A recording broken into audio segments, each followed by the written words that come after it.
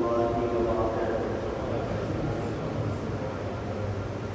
إن الحمد لله نحمده ونستعينه ونستغفره ونؤمن به ونتوكل عليه ونعوذ بالله من شرور أنفسنا ومن سيئات أعمالنا. من يهده الله فلا مضل له ومن يضلل فلا هادي له ونشهد أن لا إله إلا الله وحده لا شريك له ونشهد أن سيدنا وسندنا ومولانا وحبيبنا محمدا عبده ورسوله أرسله الله تعالى إلى كافة للناس بشيرا ونذيرا وداعيا إلى الله بإذنه وسراجا منيرا. أما بعد فأعوذ بالله من الشيطان الرجيم. بسم الله الرحمن الرحيم. وسيجنبها الأتقى الذي يؤتي ماله يتزكى وما لأحد عنده من نعمة تجزى. صدق الله العلي العظيم وصدق ما قاله النبي الكريم ونحن على ذلك من الشاهدين والشاكرين والذاكرين والحمد لله رب العالمين. أما درود الواجب اللهم صل على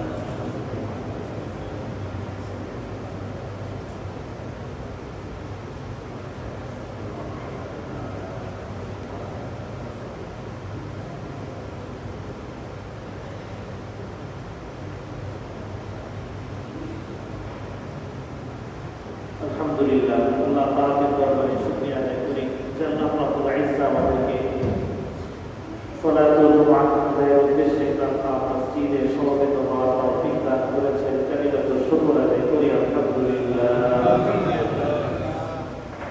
আমরা সাহাবা আজমাইনের সিফাত নিয়ে আলোচনা করছিলাম। গত জুমআয় সিদ্দিক আকবর আবু বকর রাদিয়াল্লাহু তাআলা আনহুর জীবনী থেকে কোরআন এবং হাদিসের আলোকে শুনেছি যে তিনি কেমন সাহাবী ছিলেন, তার কেমন মর্যাদা ছিল, কোরআনে তার ব্যাপারে কোন কোন আয়াত নাযিল হয়েছে। এই জমাতে আমরা আবু বকর সিদ্দিক রাদিয়াল্লাহু তাআলা আনহু সম্পর্কে বাকি অংশ আলোচনা করব ইনশাআল্লাহ।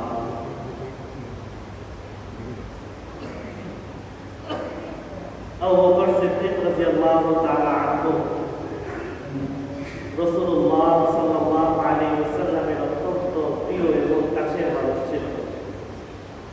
ভরা মজলিসে তাকে যখন জিজ্ঞাসা করা হলো, ইয়া রাসূলুল্লাহ আইয়ুন নাস আহাব্বু ইলাইক, আপনার নিকট সবচেয়ে প্রিয় মানুষ কে? রাসূলুল্লাহ সাল্লাল্লাহু আলাইহি ওয়াসাল্লাম বললেন আয়েশা। আম্মা জান আয়েশা রাদিয়াল্লাহু তাআলা আনহা। এতটুকু অংশ থেকে বোঝা যায় যে স্ত্রীদের প্রশংসা করা সুন্নাহ সম্মত। রাসূলুল্লাহ সাল্লাল্লাহু আলাইহি ওয়াসাল্লাম প্রশংসা করেছেন, খাদিজা রাদিয়াল্লাহু তাআলা আনহা প্রশংসা করেছেন, আয়েশা রাদিয়াল্লাহু তাআলা আনহা প্রশংসা করেছেন। তো সাহাবী জিজ্ঞাসা করলেন, মিনাল রাজুলি ইয়া রাসূলুল্লাহ, পুরুষদের মধ্যে আপনার নিকট সবচেয়ে প্রিয় ব্যক্তিকে? রাসূলুল্লাহ সাল্লাল্লাহু আলাইহি ওয়াসাল্লাম বললেন, আবুহা, আয়েশার পিতা আবু বকর সিদ্দিক রাদিয়াল্লাহু তাআলা আনহু। রাসূলুল্লাহ সাল্লাল্লাহু আলাইহি ওয়াসাল্লাম বলতেন যে আমার উপর আবু বকরের অবদান সবচেয়ে বেশি। ইন্না নাসি আলাইয়া, ইন্না মিন আমান্নিন নাসি আলাইয়া ফি সুহবতিহি ওয়া মালিহি আবু বকর, যে সোহবত দ্বারা, সঙ্গ দ্বারা এবং সম্পদ দ্বারা আমার উপর সবচাইতে বেশি যে অনুগ্রহ করেছে সে হলো আবু বকর। ولولا اتخذت خليلا غير ربي ولو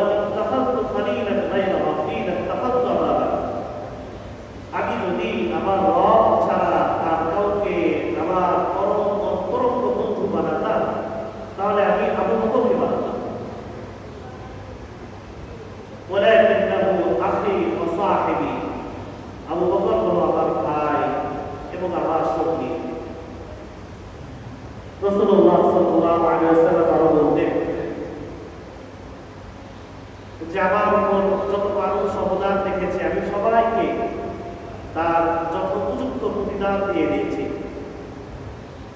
যে লাইসা ইনদানা লিআহাদিন ইল্লা কাফাইনা, যখনই যে আমার উপর অবদান রেখেছে আমি চেষ্টা করেছি তাকে সেটার প্রতিদান পূর্ণরূপে বুঝিয়ে দেওয়ার জন্য। বা কিন্তু আবু বকর আমার উপর যে অবদান রেখেছে সেই প্রতিদান আমি দিতে পারিনি। সাইয়ুকাফিরুল্লাহু ইয়াওমাল কিয়ামাহ, কিয়ামতের দিন আল্লাহ তাআলা আমার উপরকে তার উপযুক্ত প্রতিদান দান করবেন। রাসূলুল্লাহ সাল্লাল্লাহু আলাইহি ওয়াসাল্লাম বলতেন যে লা ইয়াবকায়ান্না বাবু আহাদিন ইল্লা সুদ্দা ইল্লা বাবু আবি বকর, যে মসজিদে নববী থেকে শুধুমাত্র আবু বকর রাদিয়াল্লাহু তাআলা আনহুর বাড়ি বরাবর যে দরজা, সেই দরজাটা খোলা থাকবে, বাকি সব দরজা বন্ধ থাকবে। রাসূলুল্লাহ সাল্লাল্লাহু আলাইহি ওয়াসাল্লাম তাকে এত ভালোবাসতেন। এই ভালোবাসা এবং মহব্বতের কারণ কি? যা আবু বকর রাদিয়াল্লাহু তাআলা আনহু তার পুরো জিন্দেগি ইসলামের জন্য কুরবান করে দিয়েছেন। একদম শুরু থেকে আল্লাহ রাসূল সাল্লাল্লাহু আলাইহি ওয়াসাল্লামের নির্দেশ মানার মাধ্যমে, শোনা মাত্রই আমল করার মাধ্যমে তার ভিতর যে তাকওয়া, বুজুর্গি ছিল, পরহেজগারিতা ছিল, যেটা আল্লাহ তাআলা তাকে আত্মা হিসাবে ঘোষণা দিয়েছেন। ওয়া সাইয়্যাদাহুল আত্মা, সবচেয়ে বড় তাকওয়াবান। তার সেই তাকওয়ার কারণে এবং রাসূলুল্লাহ সাল্লাল্লাহু আলাইহি ওয়াসাল্লামের সাথে তার যে সুসম্পর্ক ছিল, শোনা মাত্রই, জানা মাত্রই মানার প্রতি দিনের ব্যাপারে তার যে কঠোরতা ছিল, সেই কঠোরতার ব্যাপারে আবু বকর রাদিয়াল্লাহু তাআলা আনহুর নম্রতার কথা আমরা জানি যে তিনি সাহাবীদের মধ্যে সবচেয়ে বেশি নম্র, সবচেয়ে বেশি বিনয়ী ছিলেন। কিন্তু দিনের ব্যাপারে তিনি অত্যন্ত কঠোর ছিলেন। ইসলামের বিরুদ্ধে কেউ যদি যায়, ইসলামের বিরুদ্ধে যদি সেই কেউ কথা বলে, দেখা যায় আবু বকর সিদ্দিক রাদিয়াল্লাহু তাআলা আনহুর চাইতে কঠোর সাহাবীদের মধ্যে আর কেউ ছিল না। তার কোরআনে পাকে আল্লাহ তাআলা সাহাবীদের এই বলে প্রশংসা করেছেন যে মুহাম্মাদুর রাসূলুল্লাহ والذين معه أشداء على الكفار رحماء بينهم, আল্লাহ রাসূল মুহাম্মদ তার যে সঙ্গী والذين معه, তার সঙ্গীদের বৈশিষ্ট্য হলো أشداء على الكفار, কাফেরদের প্রতি কঠোর, رحماء بينهم, কিন্তু মুমিনদের প্রতি অত্যন্ত নরম। আজকে আমাদের অবস্থা উল্টো। আমরা পারস্পরিক মুমিন ভাইদের সাথে মারামারি করি। আপনি প্রতিদিন খবর দেখেন যে কাফেরদের হাতে কতজন মারা যাচ্ছে আর মুসলমান ভাইয়ের হাতে কতজন খুন হচ্ছে প্রতিনিয়ত। যে আমি কাফেরদের প্রতি আমার সফটওয়ারটা, তাদের প্রতি ভালোবাসা, তাদের মতো হতে চাওয়া।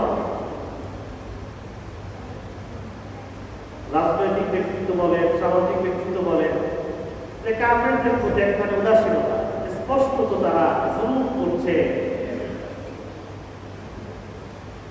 একটি পদবলে ভালো চাকরির সুবাদে সে তার অবস্থান থেকে অন্যায় করছে, সধর্মীয় ব্যক্তিদের চাকরি দিয়ে দিচ্ছে। দেখা যায় একটা থানায় একজন প্রধান, এসপি, ওসি, তো সেখানে সব কনস্টেবল ভিক্ষু নিয়োগ দিচ্ছে। কোন একটা অফিসের প্রধান, সেখানে সব ভিক্ষু নিয়োগ দিচ্ছে। খবরে আসলো যে কোন একটা হসপিটালের প্রধান যিনি, সে সেখানে ইসকনের সদস্যদেরকে ফ্রি চিকিৎসা দিচ্ছে। এগুলো কিন্তু জানে, এগুলো রাজনৈতিক ব্যক্তিবর্গ জানে, তাদের প্রতিবাদ করার কথা, যাদের প্রতিবাদ করার কথা, যাদের অ্যাকশন নেওয়ার কথা, যারা চাইলে বিষয়গুলো সমাধান করতে পারে, কিন্তু তারা করবে না। কারণ কাফেরদের প্রতি এক ধরনের উদাসীনতা লক্ষ্য করা যায়। উদারতার নামে উদাসীনতা, যে বেশি উদার হয়ে নিজেকে একটা জাতি দেওয়ার প্রচেষ্টা, পার্শ্ববর্তী রাষ্ট্রের কাছে ভাবা হওয়ার চেষ্টা, বিশেষ কারো বদল পাওয়ার ইচ্ছা, কাফেরদের প্রতি নম্রতা, এই ধরনের নম্রতা যদি কেউ দেখায়, এই ধরনের উদারতার নামে যদি কেউ উদাসীনতা প্রদর্শন করে, একে তো মুসলিম উম্মাহের জন্য ব্যাপকভাবে এটা ক্ষতিকর। যেই ব্যক্তি এমন মনোভাব পালন করছে তার ঈমানের জন্য ক্ষতিকর। আবু বকর সিদ্দিক রাদিয়াল্লাহু তাআলা আনহু আমলের ক্ষেত্রে, ইসলাম পালনের ক্ষেত্রে এত নরম ছিলেন যে তার ব্যাপারে আপনাদের আয়েশা রাদিয়াল্লাহু তাআলা বলেন যে তিনি যখন কোরআন পড়তে আল্লাহ তাআলার আহকামের কথা শুনে, আল্লাহ তাআলার ওয়াদার কথা শুনে এত বেশি কাঁদতেন যে কাঁদতে কাঁদতে বেহুশ হয়ে যেতেন, আর সামনে তিনি করতে পারতেন না, এত নরম দিলের ছিলেন। সেই আবু বকর রাদিয়াল্লাহু তাআলা আনহু দিনের ব্যাপারে কেমন কঠোর ছিলেন যে খেলাফতের পরে, খলিফা হওয়ার পরে যখন একদম যাকাত দিতে অস্বীকার করলো, তো ওমর ইবনে খাত্তাব রাদিয়াল্লাহু আনহু নিষেধ করলেন, অন্যান্য অনেক সাহাবী নিষেধ করলেন, কিন্তু আবু বকর রাদিয়াল্লাহু তাআলা তাদের বিরুদ্ধে জিহাদ ঘোষণা করলেন। বলেন আমি জীবিত থাকতে ইসলামের একটা অংশ ক্ষতি হয়ে যাবে, ইসলাম নাকস হয়ে যাবে, অপূর্ণাঙ্গ হয়ে যাবে, এটা আমি আবু বকর জীবিত থাকতে দেব না। হিজরতের পূর্বে মক্কায়, হিজরতের পর মদিনাতে ফিনহাস নামে এক ব্যক্তি ছিল, ইহুদি, যে ইহুদি ধর্মের অনেক বড় আলেম ছিল, তাওরাত ইনজিলের হাফেজ ছিল, আলেম ছিল, অনেক পণ্ডিত ছিল। তো তার ভাষায় এরকম আলোচনা হচ্ছে, আবু বকর রাদিয়াল্লাহু তাআলা আনহু সেখানে ঢুকলেন। আবু বকর রাদিয়াল্লাহু তাআলা আনহু বললেন, ওই থাকবে আসলিম।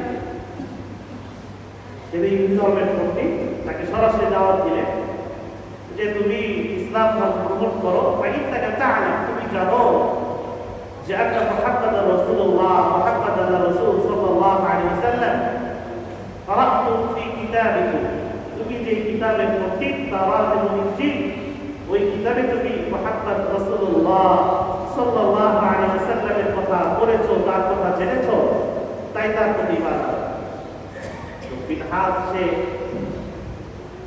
ঈমান তো আনলই না, বরং উল্টো আল্লাহ এবং আল্লাহ রাসূলের ব্যাপারে অত্যন্ত কুরুচিপূর্ণ ভাষায় কথা বলতে লাগলো। এক পর্যায়ে বলল, ইন্নাল্লাহা ফাকির, আল্লাহ তাআলা দরিদ্র, নাউযুবিল্লাহি মিন যালিক, যে তোমাদের সঙ্গী মুহাম্মদ আমাদের কাছে যাকাত চায়, সুদ নিষেধ করে, আল্লাহ তাআলা রাস্তায় খরচ করতে বলে, তো আল্লাহ তাআলা দরিদ্র। আবু বকর রাদিয়াল্লাহু তাআলা আনহু এই কথা শুনে এত রাগান্বিত হলে যে তাকে এত বেশি মারলে যে তার চেহারার আকৃতি পরিবর্তন হয়ে যায়। তো সেই ফিনহাস রাসূলুল্লাহ সাল্লাল্লাহু আলাইহি ওয়াসাল্লামের কাছে আসলো, ইহুদি ব্যক্তি এসে বলল, মা সানাআনি সাহিবু, দেখেন আপনার সাথী আমার কি কাণ্ড করেছে। রাসূলুল্লাহ সাল্লাল্লাহু আলাইহি ওয়াসাল্লাম আবু বকর রাদিয়াল্লাহু তাআলাকে জিজ্ঞাসা করলেন, মা হামালাক, কেন তুমি এমন করেছো? আবু বকর রাদিয়াল্লাহু তাআলা উত্তর দিলেন যে হ্যাঁ, সে আল্লাহ এবং আল্লাহর রাসূলকে গালিগালাজ করেছে, তাই আমি মেরেছি। কিন্তু সেই ইহুদি যেহেতু মিথ্যুক, সে অস্বীকার করলো না, আমি এমন কিছু করিনি। আল্লাহ রাসূল সাল্লাল্লাহু আলাইহি ওয়াসাল্লামের কাছে এরকম প্রমাণ যে ইহুদি অস্বীকার করছে যে আমি কিছু বলিনি, তবু আবু বকর আমাকে মেরেছে। আর আবু বকর রাদিয়াল্লাহু তাআলা বললেন যে সে আল্লাহ এবং আল্লাহর রাসূলের ব্যাপারে মুক্ত কথা বলেছে, তাই আমি তাকে মেরেছি। আয়াত নাযিল হয়ে গেল। আল্লাহ তাআলা আবু বকর রাদিয়াল্লাহু তাআলা সত্যায়নে আয়াত নাযিল করলেন যে লাকাদ সামিআ আল্লাহু কাওলাল্লাযীনা ক্বালু ইন্নাল্লাহা ফাকীর ওয়া নাহনু আগনিয়া সানাকতুবু মা ক্বালু ওয়া qatlahul anbiya বিগাইরি হক ওয়া নাকুলু যুকু আযাবাল হারিম।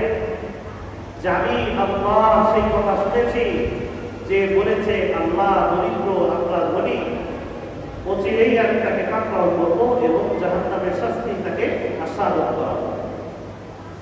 এই আয়াত যখন নাযিল হলো, রাসূলুল্লাহ সাল্লাল্লাহু আলাইহি ওয়াসাল্লাম তাকে ফিরিয়ে দিলেন। সাথে সাথে আবু বকর রাদিয়াল্লাহু তাআলা আনহুকে নসিহত করে আয়াত নাযিল হলো যে লাতুবলাউন্না ফি আমওয়ালিকুম ওয়া আনফুসিকুম ওয়া লাতাসমাউন্না মিনাল্লাযীনা উতুল কিতাবা মিন ক্বাবলিকুম হে আবু বকর, আবু বকর রাদিয়াল্লাহু তাআলা আনহুর উদ্দেশ্য করে আয়াত নাযিল হয় যে তোমরা যখন দ্বীনের খেদমত করবে, ইসলামের খেদমত করবে, তোমরা তাসমাউনা, মুশরিকদের পক্ষ থেকে, ইহুদি নাসারাদের পক্ষ থেকে অনেক কটু কথা শুনবে, অনেক মন্দ কথা শুনবে, গালিগালাজ করবে। কিন্তু ওয়াইতাসবিরু ওয়া তাত্তাকু ফাইন্না যালিকা মিন আযমিল উমুর, তোমরা যদি আল্লাহকে ভয় করো, ধৈর্য ধারণ করতে পারো, তাহলে এটা তোমাদের জন্য আযমিল উমুর, মর্যাদাবান একটা কাজ হবে। একই সাথে আবু বকর রাদিয়াল্লাহু তাআলা আনহুকে আল্লাহ তাআলা সত্যায়ন করলেন এবং তাকে সবরের নসিহত করলেন। আবু বকর রাদিয়াল্লাহু তাআলা আনহু দ্বীনের ব্যাপারে কেমন কঠোর ছিলেন যে হুদাইবিয়া সন্ধির সময় উবাই বিন সাকাফি, আদর বিন সাকাফি, সে একটা কটু কথা বললো, উগ্র কথা বললো। আবু বকর রাদিয়াল্লাহু তাআলা আনহু দূরে ছিলেন, তো তিনি দূর থেকে বললেন উকসুস বাদরাত। তৎকালীন এটা একটা জঘন্য গালি ছিল। আবু বকর রাদিয়াল্লাহু তাআলা আনহু সিদ্দিক আকবর, যাকে আমরা জানি, বিনয়ের সর্বোচ্চ বিনয়ী হিসাবে তাকে জানি, তিনি বললেন ওই কাফেরকে যে তুমি যাও ওই লাল কাদা এদের লিঙ্গ গিয়ে চুষো। তৎকালীন সবচেয়ে জঘন্য ভাষায়, বাজে ভাষায় তাকে সম্বোধন করলেন। আবু বকর সিদ্দিক রাদিয়াল্লাহু তাআলা দ্বীনের ব্যাপারে তিনি কতটা কঠোর ছিলেন, মুমিনদের ব্যাপারে নম্রতা, আর কাফেরদের ব্যাপারে, ইসলামের শত্রুদের ব্যাপারে কঠোরতা, এটা মৌলিক ঈমানের শর্ত। যে এটা কোনো আনুষঙ্গিক বিষয় বা আখলাকের বিষয় না, এটা আমার ঈমান এবং কুফরের প্রশ্ন যে আমি মুমিন নাকি কাফের। আমার ঈমান এবং কুফরের প্রশ্ন যে আমি কি মুমিনদের প্রতি রহম কিনা, আমি কি কাফেরদের প্রতি কঠোর কিনা। আবু বকর সিদ্দিক রাদিয়াল্লাহু তাআলা আনহু আখলাকের ব্যাপারে আসে যে তিনি হালাল এবং হারামের ব্যাপারে অত্যন্ত সচেতন ছিলেন। এত বেশি সচেতন ছিলেন যে তিনি দৈনিক যে খাবার খেতেন, সেই খাবার খাওয়ার আগে জিজ্ঞাসা করে খেতেন যে এই খাবার কোত্থেকে এসেছে, এই খাবার কে রান্না করেছে, তিনি যাচাই করে খেতেন। এটা আবু বকর সিদ্দিক রাদিয়াল্লাহু তাআলা আনহু ইন্তেকাল পর্যন্ত সারা জিন্দেগীর একটা বৈশিষ্ট্য ছিল যে তিনি যে কোনো খাবার যাচাই করে খেতেন। কোনো ধরনের হারামের এক ফোঁটাও যেন তার ভিতরে না আসে। কতটা সচেতন ছিলেন যে একদিন তিনি জিজ্ঞাসা না করে খেয়ে ফেলেছিলেন, ঘুমিয়ে গেলেন। ঘুম থেকে ওঠার পরে তার কাজেরকে জিজ্ঞাসা করলেন গত রাত্রে যে খাবারটি খেয়েছে এটা কোথেকে এসেছে। তো এমন একটি উৎস থেকে এসেছিল সেই খাবারটা যেটা হারাম না, কিন্তু আবু বকর রাদিয়াল্লাহু তাআলা আনহু সেটাকে অপছন্দ করতেন। তার অপছন্দনীয় জায়গা থেকে খাবার এসেছিল। তো বর্ণায় এসেছে ফাআদখালা ইয়াদাইহি ফাতাকায়্যাহু লাম ইয়াতরুক শাইআ, তিনি তার গলায় আঙ্গুল ঢুকিয়ে বমি করে ফেললেন যতক্ষণ না পরিপূর্ণভাবে শেষ হয়। হালাল হারামের বিষয়ে সচেতন ছিলেন। আজকে আমরা যেখান থেকে সেখান থেকে খাই, আমি জানি হারাম, তারপর যে হাদিস আমরা জানি যে রাসূলুল্লাহ সাল্লাল্লাহু আলাইহি ওয়াসাল্লাম বলেছেন সেই মরুভূমির সেই পথিকের কি খবর, যার কাছে কোনো পাথেও নেই, খাবার নেই, বাহন নেই, কিছুই নেই, অত্যন্ত মজলুম, অসহায়। একে তো পথিক হিসেবে তার দোয়া কবুল হওয়ার কথা, মজলুম হিসেবে তার দোয়া কবুল হওয়ার কথা, মিসকিন হিসেবে তার দোয়া কবুল হওয়ার কথা। রাসূলুল্লাহ সাল্লাল্লাহু আলাইহি ওয়াসাল্লাম বলেন ফাআদ্দা ইস্তাজাবু লাহু ওয়া মাত'আমুহু হারাম ওয়া মাশরাবুহু হারাম। কিভাবে তার দোয়া কবুল হবে? তার খাবার হারাম, তার পানীয় হারাম, তার পোশাক হারাম। হারাম অর্থ দিয়ে লালিত পালিত যে দেহ, সেই দেহ জান্নাতে প্রবেশ করবে না। রাসূলুল্লাহ বলছেন যে কোনদিন জান্নাতে প্রবেশ করবে না জাসাদুন হুদিয়া বিল হারাম, এমন শরীর যেই শরীর হারাম দ্বারা গঠিত, যেই শরীরের খাবার পানীয় পোশাক হারাম দ্বারা গঠিত, সেই শরীর কোনোদিন জান্নাতে প্রবেশ করবে না। আবু বকর সিদ্দিক রাদিয়াল্লাহু তাআলা আনহু হালাল হারামের ব্যাপারে তিনি কতটা সচেতন ছিলেন।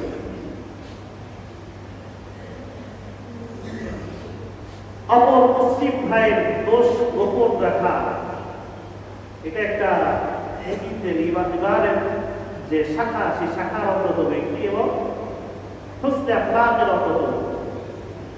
রাসূলুল্লাহ সাল্লাল্লাহু আলাইহি ওয়াসাল্লাম বলেন যে মান সাতারা মুসলিমান সাতারাল্লাহু ফিদ দুনিয়া ওয়া ফিল আখিরাহ, কেউ যদি কোন মুসলমান ভাইয়ের দোষ ত্রুটি গোপন রাখে, আল্লাহ তাআলা দুনিয়াতেও তার দোষ গোপন রাখবেন, আখিরাতেও তার দোষ গোপন রাখবেন। আল্লাহ তাআলা একটা নাম সাত্তার, তিনি গোপনকারী, তিনি বান্দার দোষ ত্রুটি গোপন রাখেন। যদি তিনি প্রকাশ করে দিতেন তাহলে সাধারণ মানুষের পক্ষেও সমাজে সম্মানের সাথে থাকা সম্ভব ছিল না। বুখারী শরীফের এক দীর্ঘ বর্ণনায় আছে, ইউদা মুমিন ব্যক্তিকে আল্লাহ তাআলা কাছে রাখবেন, তারপর বলবেন সাতারতুহা আলাইকা ফিদ দুনিয়া ফাআনা আগফিরুহা আল-ইয়াওম আগফিরুহা লাকা আল-ইয়াওম, আমি তোমার দোষ ত্রুটি দুনিয়াতেও গোপন রেখেছিলাম, আর আজকেও আমি গোপন রেখে তোমার দোষ ত্রুটি মাফ করে দিলাম, যাও তুমি জান্নাতে চলে যাও। অপর মুসলিম ভাইয়ের দোষ ত্রুটি যদি আমি গোপন রাখি, আল্লাহ তাআলা দুনিয়াতেও গোপন রাখবেন, আখিরাতেও গোপন রাখবেন। আবু বকর রাদিয়াল্লাহু তাআলা আনহু এই ব্যাপারে কেমন সচেতন ছিলেন একটি ঘটনায় বোঝা যায়।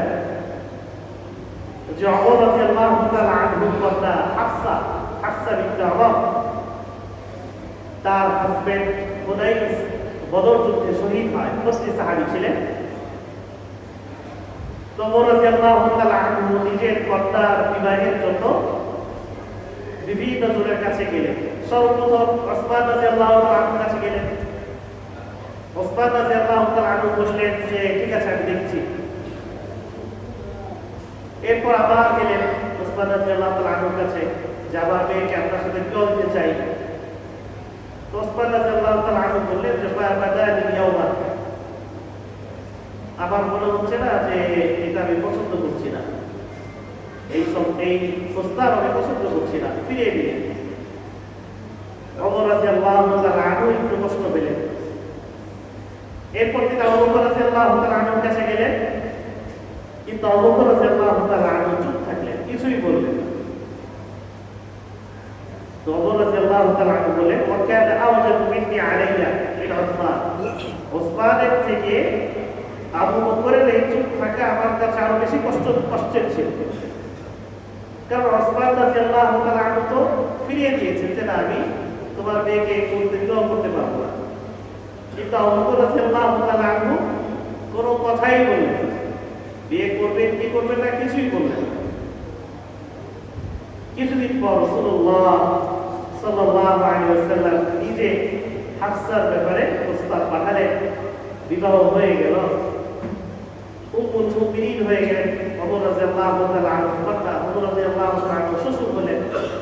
তো এরপরে আবু বকর রাদিয়াল্লাহু তাআলা আনহু ওমরের কাছে আসলেন, এসে বললেন যে আমি জানি তুমি আমার আচরণে কষ্ট পেয়েছো, কিন্তু আমি রাসূলুল্লাহ সাল্লাল্লাহু আলাইহি ওয়াসাল্লামের কাছে ছিলাম, তিনি হাফসার প্রসঙ্গ তুলেছিলেন, তার নাম উচ্চারণ করেছিলেন, তো আমি চাচ্ছিলাম না যে রাসূলুল্লাহ সাল্লাল্লাহু আলাইহি ওয়াসাল্লামের কোনো গোপনীয়তা প্রকাশ হয়ে যাবে। কতটা সচেতন ছিলেন রাসূলুল্লাহ সাল্লাল্লাহু আলাইহি ওয়াসাল্লাম। হাফসা রাদিয়াল্লাহু তাআলা আনহা বিবাহের কথা ইচ্ছা পোষণ করেছিলেন, যেটা প্রচার হয়ে যাওয়া খুব একটা অস্বাভাবিক কিছু ছিল না, কিন্তু আবু বকর রাদিয়াল্লাহু তাআলা আনহু রাসূলুল্লাহ সাল্লাল্লাহু আলাইহি ওয়াসাল্লামের এই সম্মানটুকু যেন হানি না হয়, কোনো ধরনের বেয়াদবি না হয়, এজন্য চুপ থেকেছিলেন। আবু বকর রাদিয়াল্লাহু তাআলা আনহু ইসলামের জন্য তার বদান্যতা, দানশীলতা এত বেশি ছিল যে রাসূলুল্লাহ সাল্লাল্লাহু আলাইহি ওয়াসাল্লাম এই পর্যন্ত বলেছেন যে আমার পক্ষে যে অন্য সবার প্রতিদান দেওয়া সম্ভব হলেও আমার আবু বকরের যে অবদান, সেই অবদান পরিশোধ করা সম্ভব না। খেলাফত হওয়ার পর, খলিফা হওয়ার পর আবু বকর রাদিয়াল্লাহু তাআলা আনহু ইসলামের ব্যাপারে যে সত্য অবস্থান নিয়েছিলেন, তৎকালীন সাহাবা আজমাইন রাদিয়াল্লাহু তাআলা আনহুম বলেছেন যে আমরা এমন একটি কঠিন পরিস্থিতির সম্মুখীন হয়েছিলাম রাসূলুল্লাহ সাল্লাল্লাহু আলাইহি ওয়াসাল্লামের ইন্তেকালের পরে, যে লাউলা আবু বকর যদি না থাকতেন, তিনি যদি কঠোর হস্তে ফিতনা দমন না করতেন, তাহলে আমরা সাহাবায়ে কেরাম, আমরা সমগ্র জাতি ধ্বংস হয়ে যেত। আমরা জানি যে আবু বকর রাদিয়াল্লাহু তাআলা আনহু রাসূলুল্লাহ সাল্লাল্লাহু আলাইহি ওয়াসাল্লামের ইন্তেকালের পরে যে ফিতনা দেখা দিয়েছিল, সেই ফিতনাগুলো মাত্র 2 বছরে তার খেলাফতকালে অত্যন্ত কঠোর হস্তে তিনি দমন করেছেন। মুসলমানদের মধ্যে একটা ঐক্য ফিরিয়ে নিয়ে এনেছেন। একইভাবে ইরাক, শাম পর্যন্ত মুসলমানদের খেলাফতকে বিস্তৃত করেছেন। আমি সংক্ষেপে বলি, খলিফা আবু বকর রাদিয়াল্লাহু তাআলা আনহুর অবদান। প্রথমত, তিনি রাসূলুল্লাহ সাল্লাল্লাহু আলাইহি ওয়াসাল্লামের ইন্তেকালের পরে যে 2-3 জন ভক্ত নবীর আবির্ভাব হয়েছিল, যারা নিজেদেরকে নবী দাবি করেছিল, তাদেরকে তিনি কঠোরভাবে দমন করেছেন, হত্যা করেছেন। এর মধ্যে বিখ্যাত একজন ছিল মুসাইলামাতুল কাযযাব, তাকে কাযযাব বলা হয়, যে নিজেকে নবী দাবি করে এরকম কিছু সাঙ্গপাঙ্গ গঠন করেছিল, কাবার মধ্যে একটি ঘর নির্মাণ করেছিল এবং আলাদা নিজেকে নবী দাবি করে একটি এরকম রাজত্ব কায়েম করতে চেয়েছিল। সেই মুসাইলামাতুল কাযযাবকে হত্যা করে ওয়াহশী, বুখারী শরীফে সেই বর্ণনা আসছে, যে আবু বকর রাদিয়াল্লাহু তাআলা আনহু সেখানে বাহিনী পরিচালনা করলেন। ওয়াহশী ছিল হযরত রাসূলুল্লাহ সাল্লাল্লাহু আলাইহি ওয়াসাল্লামের প্রিয় চাচা হামজা রাদিয়াল্লাহু তাআলা আনহু হত্যাকারী, যে তিনি বলতেন, যে বুখারী শরীফের বর্ণনা কিতাবুল মাগাজিতে আসছে, যে কাতালতু খায়রান নাস ফিল জাহিলিয়া ওয়া কাতালতু শাররান নাস ফিল ইসলাম। আমি ইসলাম পূর্ব থাকা অবস্থায়, জাহিল থাকা অবস্থায়, অমুসলিম থাকা অবস্থায় আমার হাতে ইসলামের সবচেয়ে উত্তম ব্যক্তি শহীদ হয়েছে, আর আমি মুসলমান হওয়ার পরে আমি ইসলাম ধর্মের সবচেয়ে খারাপ নিকৃষ্ট ব্যক্তিকে হত্যা করেছি। হামজা রাদিয়াল্লাহু তাআলা আনহুকে যখন শহীদ করা হয়, ওয়াহশী এর কিছুদিন পরে, মক্কা বিজয়ের পরে যখন ঈমান আনে, মুসলমান হয়, সাথে আসলেন। রাসূলুল্লাহ সাল্লাল্লাহু আলাইহি ওয়াসাল্লাম জিজ্ঞাসা করলেন, হামজা, তুমি কি হামজাকে হত্যা করেছো? ওয়াহশী তখন মুসলমান, তিনি বললেন যে হ্যাঁ, বললে বেরোনি হয়ে যায়, বললেন যে হ্যাঁ, আপনার কাছে যে খবর পৌঁছেছে সেই খবর সঠিক। এরপর বললেন যে তুমি কি পারবে আমার সামনে না আসতে? ওয়াহশীর পরে আর সামনে আসেনি। তো ওয়াহশী রাদিয়াল্লাহু তাআলা আনহু বলেন যে আমি চেষ্টা করতাম যে এমন কোন একটা কাজ করি যে কাজ দ্বারা এই কাজের কাফারা হয়ে যায়। তো যে হামজা রাদিয়াল্লাহু তাআলা আনহুকে যে একটি ধনুক দ্বারা তিনি শহীদ করেছিলেন, সেই ধনুক দিয়ে তিনি সেই মুসাইলামাতুল কাযযাবের বিরুদ্ধে যেই বাহিনী প্রচারিত হয়েছিল সেখানে তিনি অংশ নিয়েছিলেন এবং সেই ধনুক দিয়েই সেই মুসাইলামাকে হত্যা করেছিলেন। তো আবু বকর রাদিয়াল্লাহু তাআলা আনহু খলিফা অবস্থায় একটা অন্যতম অবদান ছিল যে তিনি ভক্ত নবীদেরকে দমন করেছেন কঠোর হস্তে। যারা মানিউ যাকাত ছিল, যাকাত দিতে অস্বীকার জানিয়েছিল, তাদেরকে আবু বকর রাদিয়াল্লাহু তাআলা আনহু মুরতাদ হিসেবে ঘোষণা করেছেন। তাকে যখন ওমর রাদিয়াল্লাহু তাআলা আনহু বললেন যে আপনি এমন ব্যক্তিদেরকে হত্যা করার নির্দেশ দিচ্ছেন যারা বলে লা ইলাহা ইল্লাল্লাহ, আবু বকর রাদিয়াল্লাহু তাআলা আনহু বললেন, যে কেউ নামাজ পড়লো কিন্তু যাকাত দিল না, তাহলে সে নামাজ এবং যাকাত দুটোর মধ্যে পার্থক্য সৃষ্টি করলো। যাকাত দিল না, তারা যাকাত দিতে অস্বীকৃতি জানালো।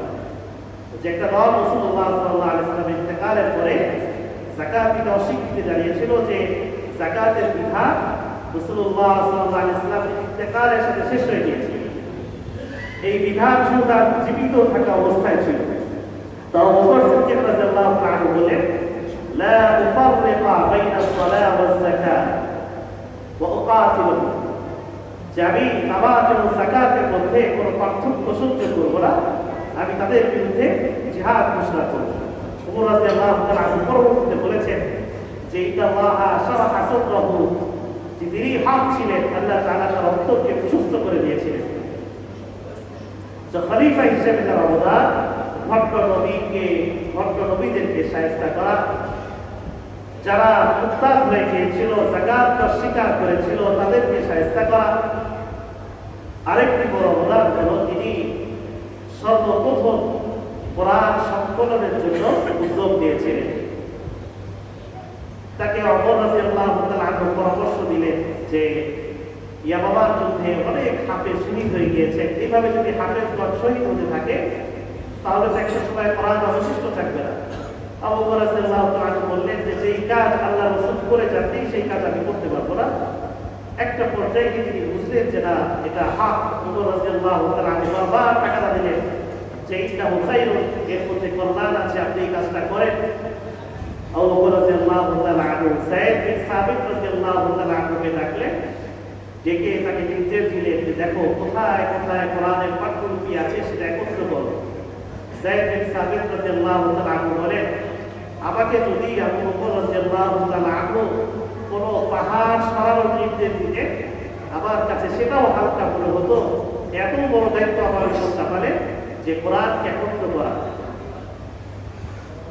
যায়েদ বিন সাবিত রাদিয়াল্লাহু তাআলা আনহু একটা দল নিয়ে বিভিন্ন জায়গা থেকে কোরআনের পাঠ্যলিপি সংগ্রহ করলেন। যে তিনি বলেন জাল আসাদ ওয়াস সিলাহ ওয়াল রিকা, যে কোথাও আমি পেয়েছি চামড়ায় লেখা কোরআনের আয়াত, কোথাও পেয়েছি পশুর হাড়ে লেখা, কোথাও পেয়েছি পাহাড়ে লেখা। কিছুদিন আগে সৌদি আরবে একটি প্রত্নতাত্ত্বিক স্থান থেকে কয়েকটি পাথর উদ্ধার করা হয়, যেখানে বেশ কিছু কোরআনের আয়াত লেখা, ওমর রাদিয়াল্লাহু তাআলা আনহু লেখা ধারণা করা হয় যেগুলো সাহাবা আজমাইনদের যুগে এগুলো লেখা হয়েছিল। সেই খাত থেকে লিপি দেখে বোঝা যায়। যায়েদ বিন সাবিত রাদিয়াল্লাহু তাআলা আনহু সেই পাথরের মধ্যে লেখা বিভিন্ন যুগ থেকে এবং সুদূর রিজাল যারা কোরআনের হাফেজ ছিলেন তাদেরকে নিয়ে একটি পরিপূর্ণ পাঠ্যলিপি তৈরি করেন। সেটি আবু বকর রাদিয়াল্লাহু তাআলা আনহু জমা দিলেন। এই জন্য তাকে বলা হয় জামিউল কোরআন। সর্বপ্রথম কোরআনের আয়াতগুলোকে একত্র করেছিলেন, সুসজ্জিত করেছিলেন আবু বকর সিদ্দিক রাদিয়াল্লাহু তাআলা আনহু। আবু বকর সিদ্দিক রাদিয়াল্লাহু তাআলা আনহু মাত্র 2 বছর খলিফা ছিলেন, আমিরুল মুমিনিন ছিলেন। এরপর তিনি অত্যন্ত সুষ্ঠুভাবে পরামর্শ করে মাশওয়ারার মাধ্যমে পরবর্তী খলিফা নির্বাচন করে দেন। এই ঘটনাগুলো আমাদের জানা উচিত, এজন্য যে সাহাবা আজমাইনদের ব্যাপারে অনেকে আপত্তি তুলে, যারা ইংরেজদের ইতিহাস পড়ে, ইহুদিদের লেখা ইতিহাস পড়ে, বিভিন্ন ইংরেজিতে লেখা গ্রন্থ পড়ে সাহাবা আজমাইনদের আদালতের ব্যাপারে, তাদের ন্যায়ের ব্যাপারে, ইনসাফের ব্যাপারে আপত্তি তুলে। আবু বকর রাদিয়াল্লাহু তাআলা আনহুর ব্যাপারে ইহুদি পণ্ডিতদের একটি দাবি যে তিনি নিজের পছন্দ মতো পরবর্তী খলিফা নির্বাচন করেছিলেন, যেটা অন্য সাহাবীরা সম্পূর্ণ ছিল না। অথচ সিরাতের কিতাবে পাওয়া যায় যে আবু বকর রাদিয়াল্লাহু তাআলা আনহু কিবারে সাহাবীদের সাথে পরামর্শ করেছিলেন।